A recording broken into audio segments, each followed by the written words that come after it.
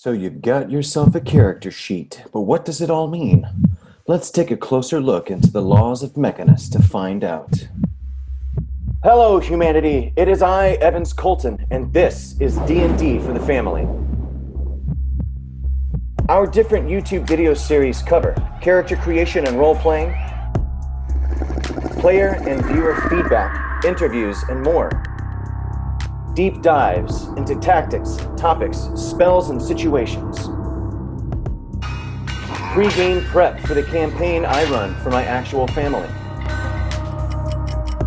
Exploring the rules of the game we play, Dungeons & Dragons 5th edition. Game footage of us playing what I planned in our actual games.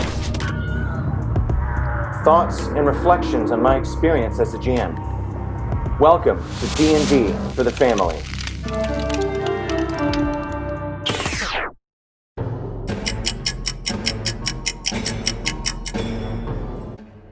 Welcome back, D&D family. Today we are taking a look at character sheets, what's on them and what does it all mean. I use D&D Beyond to generate my character sheets. Now we also can see them on Fantasy Grounds, so we will be taking a look at both, but I always use D&D Beyond to generate my character sheets. It's a fantastic resource. I first used it when I clicked open a web page I heard about on Critical Role, but you should know that there is a free, easy, fantastic way to make yourself a character sheet. One of the things that's great about D&D Beyond is that everything is very convenient, user-friendly, easy to use. They're running a beta right now where you can actually roll dice from the sheet, which is super cool and helpful. Of course, I rolled a 1 to start the video. Fantastic. It's also really great for managing spells. Everything is right there. It's very easy to keep it organized, see your different spell levels, mark them as being used when you cast them. All the information about the spells is right there at your fingertips. So again, very convenient. But today we're here to generate a character sheet. So we go to the menu, go down to export to PDF, and it will put out a copy of our character sheet for us to look at. And when it's done, it will look something very much like this. It is 4 pages long. And it covers an awful lot of information, so let's go ahead and jump right into it. So we have our D&D Beyond character sheet on the left, and in the bottom right corner is our Fantasy Grounds character sheet as well. Very first thing, of course, you'll notice is the character name. And then it moves over here, and we can see class and level. That's going to be the class that you took. Mermista is a bard, 4th level. You can also see race and background. We use milestone experience points in our campaign instead of experience points, so it indicates that right there. You can see on the Fantasy Grounds page as well, it's got the character name, class, and level. Now we're looking at Grunk as another PC in our party on Fantasy Grounds, and Remista on D&D Beyond. Right away we go into abilities. They run through strength, dexterity, constitution, intelligence, wisdom, and charisma. Those are your basic abilities that you have at your disposal as a player. Strength, of course, being how strong you are. Dexterity, how quick and agile. Constitution, your internal fortitude or hardiness. Intelligence, being your intelligence. Wisdom is your perception and your awareness. And charisma, of course, is your force of personality, and it could be something that generates from within you. Bards use this, sorcerers use this as well, but so do people that like to intimidate or persuade or deceive people. You'll notice there are a +0, a +2 in the larger part of the box, and a 10 and a 14 in the smaller part of the box. One of those is your score. The 10 and the 14 are the score, and the +0 and +2 are the modifier that's generated because of the score. Now, this can get very complicated. D&D Beyond does a fantastic job of covering this for you when you build your character. And we will also make a video where we go through and build a character together on D&D Beyond, and we'll go into more detail when we do that. You can see to the right of the abilities are saving throws. Now, they cover the same categories as the abilities do. Strength, dexterity, constitution, intelligence, wisdom, and charisma. A saving throw is something that your dungeon master might ask you to roll to get out of a trap or a dangerous situation if something's sprung upon you. And of course, you add your ability modifier, a +4 to dexterity in this case, or a +6 for Mermista sheet. to the roll when you roll it. And this is done for you automatically on Fantasy Grounds by clicking the little gray ball to the left underneath the saves. It will roll a save for you and automatically factor in your ability score modifier. Next, we have all of our skills. They run a huge list covering all sorts of different topics: acrobatics, animal handling, arcana, athletics, deception, history, insight, intimidation, investigation, medicine, nature, perception, performance, persuasion, religion, sleight of hand, stealth, and survival. Being specialized in different skills makes your character more valuable in certain activities. And then certain characters, like Mermista, in this example is a bard, has proficiency or half proficiency with all of the skills, which makes her very useful in lots of different situations. Now we move along to senses. D&D Beyond lists passive perception, passive insight, passive investigation. Fantasy Grounds will show you your passive perception. This is an ability score that you don't need to roll for. It's sort of your static skill level in these fields. Perception being what you can see, insight being what you can ascertain or determine about people's motives or situations, and investigation, of course, being investigating things. If your passive skill is not enough to notice or figure something out, your DM might ask you to make a roll if it's even possible for you to do. Initiative is derived from your dexterity ability score modifier, but all that you really need to know about it is that when you roll at the beginning of battle, when your Dungeon Master says, "All right, everyone, roll initiative," that is the number, the modifier that you add to your roll. Characters that are faster, in theory and in practice, will be faster to start fighting, and characters that are slower will react more slowly. Now, a change of the dice can make this all work in or against your favor, but the modifier always will help, assuming it's positive. Armor class is your character's ability to defend themselves, and it factors in different things such as armor that you wear, your natural dexterity, shields that you might have, and even certain spells can boost your armor class, or what we always call AC. Now in this case, Mermista has a 14, Grunk has a 15. So if something were to attack them, they would need to hit a 14 or 15 to hit Mermista or Grunk. If it fell a 13 or lower, it would not hit them, and anything higher, of course, would hit them. Your character sheet will also show certain resistances. Grunk is not naturally resistant to much, but Mermista, as a Triton, has natural resistance to cold, being that she's lived in the depths of the ocean under tremendous pressure and cold. Inspiration is a bonus that a Dungeon Master can reward a player with. It allows them to get advantage on an ability score, saving throw, or an attack roll of their choice. The player can hold it as long as they like. Dungeon Masters typically hand these out for excellent role-playing, making a decision as a character that is maybe not in their best interest, but is absolutely what is in the heart and spirit of that character to do, or possibly even just making a really inspired decision or choice at the table that the Dungeon Master might want to see succeed.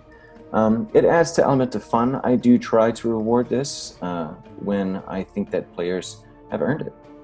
Proficiency bonus is something that your characters will level up with naturally as they level up in the game.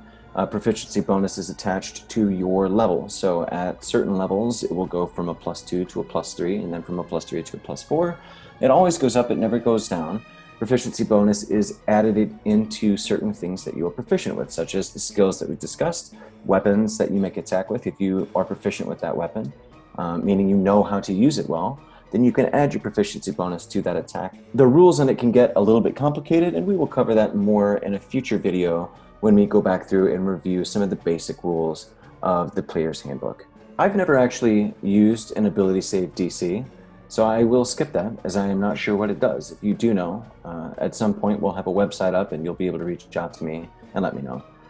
Speed is how much distance your character can move in one turn. Now, Mermista here has 30 feet walking, 30 feet swimming, again, because she is a Triton and can swim underwater quite easily. When a character has multiple speeds, multiple movement types, such as walking and swimming, the amount of movement is still capped at the highest number that is there. So if Mermista had 30 feet walking, 60 feet swimming, then she could walk for 30 feet and swim for 30 feet, or swim for 60 feet, but she could not walk for 60 feet.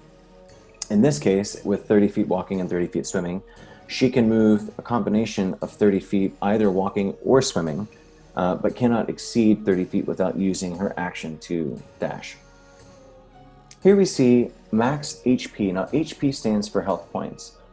You can have temporary health points that are given to you by a spell or an effect that are added on top of your HP, your max HP. Temporary hit points will be used up first, and when they're gone, then you would start taking away your own HP. Current HP, of course, is because you can lose HP as you take damage in the game. It's important for characters to track this. Fantasy Grounds does this automatically in combat, and if you're using a sheet or D&D Beyond, then you would need to update this number yourself. Max HP health points will also increase as your character levels up. Players can either roll for this or do kind of a static ability based on their class type. That's usually up to the players and the Dungeon Master to decide. Hit dice. Every character has a certain number of hit dice to roll. Those can be used on a short rest to regain health. Ramesta here has 4d8, so on one of her short rests, she can choose to roll any number of those. She can give them to other players. Players can pool them and distribute the points however they choose to do it. It really is a fantastic resource and one that I find is often forgotten and underutilized in games. There you see death saves. That's a number of successes and failures. If your character is knocked down to 0 HP, 0 health, they will begin to roll death saves on their turns. 3 successes and they will stabilize at 0, but they won't die. 3 failures before they roll 3 successes, and the character is dead. Dropping down to 0 HP does not automatically mean that you die. You begin this death save process, but if you are not revived or healed before you roll 3 fails, your character will die. Proficiencies in languages show what your character is proficient with. That can cover armor, weapons, tools, and languages, of course. Ramesta here speaks Common and Primordial. Languages are useful because you can often pick up spoken languages or written languages that can give you information that's helpful to your party. Tools, of course, depending on how you roleplay your character, can also be important and something that can really make your character feel unique. Weapons are something that you will be using a lot. Ramesta is not much of a fighter. She really is more of a spellcaster, but she is still proficient with the crossbow, longsword, rapier, short sword, and simple weapons if she ever needed to defend herself hand to hand. There's a portion of the page here that shows actions, bonus actions, and reactions that are available to the character. Now these are all shown on a different page in Fantasy Grounds. In Fantasy Grounds, you have your tabs that run down the side, and way down under your Actions tab, it will bring up all of the different actions and bonus actions, reactions that are available for your character to use. Again, these are both different formats, but they do show the same information.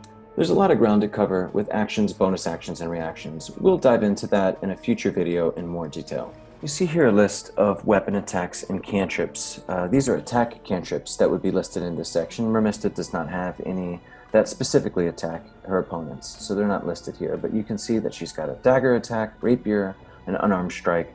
Every character, of course, is different. Grunk down there on the bottom has his +1 glaive, ashmaker, and his other weapons, all of which you can roll for through Fantasy Grounds off of that page.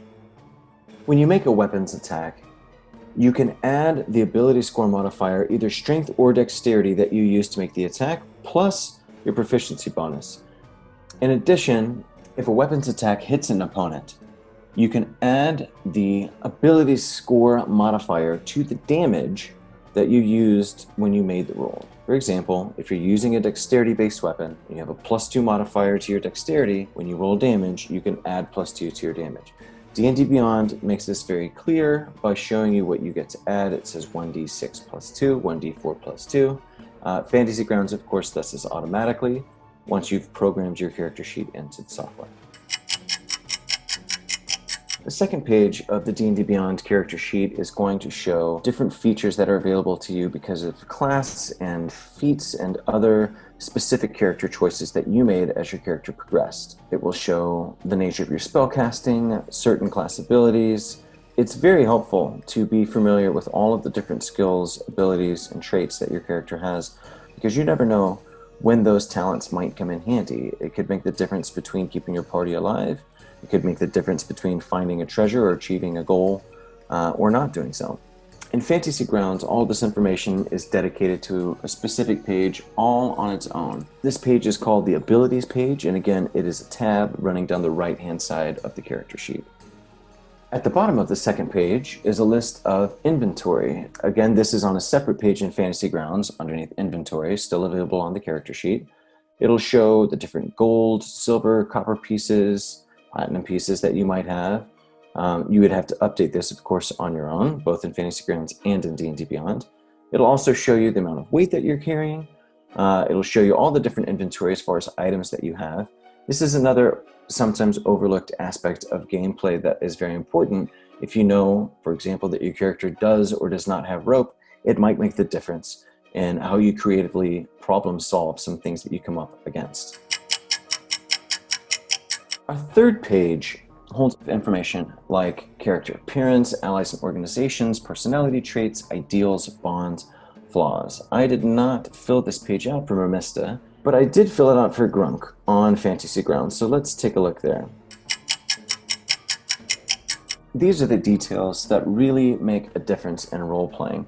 Personality traits, ideals, bonds, and flaws were added into 5th edition Dungeons & Dragons to really give players something to grasp onto and make their characters come to life. Personality traits are something that is going to make it easier for you to role play and act out your character. Ideals will help inform how they make decisions. Bonds will also sort of influence how characters respond in situations and what is important to them and what they fight for. And flaws also are a very interesting thing to role play. Weaknesses make things feel more real. Something that is just perfect and flawless, even in a fantasy game of make-believe, doesn't have the same level of engagement and investment as something that feels more natural and more flawed. Good role-playing involves having a good grasp of all of these different aspects of your character's personality. Have fun filling it out, really be creative, and invest yourself into it. Make sure to leave yourself some wiggle room in your flaws. Don't get anything too major, too drastic, or too specific. Just try to pick something that will make your character feel interesting to you. Finally, we'll see a list of all of the different spells known by Mermista. Now, since Grunk does not know any spells, I have brought up Nemesis, who is another player character of ours in our campaign, who is a Divine Soul Sorcerer, Hexblade Warlock. At the top, you can see Spellcasting Ability, Spell Save DC, and Spell Attack Bonus. The Spellcasting Ability is the type of ability your character uses to cast spells. As a bard, we already mentioned, Mermista uses Charisma. Wizards use Intelligence, Clerics use Wisdom, Druids use Wisdom. Different classes all use different abilities. It makes a difference only because the stronger you are in that specific skill, the stronger your spellcasting ability is. A spell save DC refers to the difficulty class of your specific spell. So if you cast a spell on something and it had to make a saving throw like we discussed earlier, it would have to roll and beat your spell save DC. So if Mermista cast Vicious Mockery against an enemy, they would have to make a save throw against that spell. They would have to beat a 14, which means they would have to roll a 14 or higher. Otherwise, they would suffer the consequences of that spell. Sometimes making the saving throw doesn't save you entirely. You might take half damage. Sometimes you might take no damage at all if you make the spell save. Spell attack bonus is just like the proficiency and skill bonuses that other characters get for their martial classes that you get to add to a sword. This is something that you would get to add to your spell attack. So if you rolled a spell attack against another character, then you could add your spell attack bonus to that roll as a modifier. You have a bard spell list on the left and a warlock sorcerer spell list on the right. You can see that both are laid out. Now, on Fantasy Grounds, you're able to actually roll damage and attacks right from your character sheet, which does make it useful. You click on the little magnifying glass looking icon. It'll bring up your different options. You can roll it. For example, I just rolled a natural 20. Want to see what that damage is. She has Hex attached. Nice.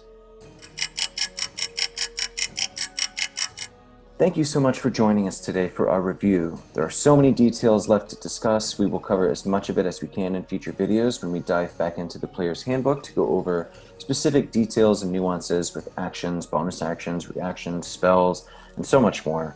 We really appreciate you taking the time to watch this video. Please support us by sharing, liking, subscribing, and until next time, take care of each other and have some fun.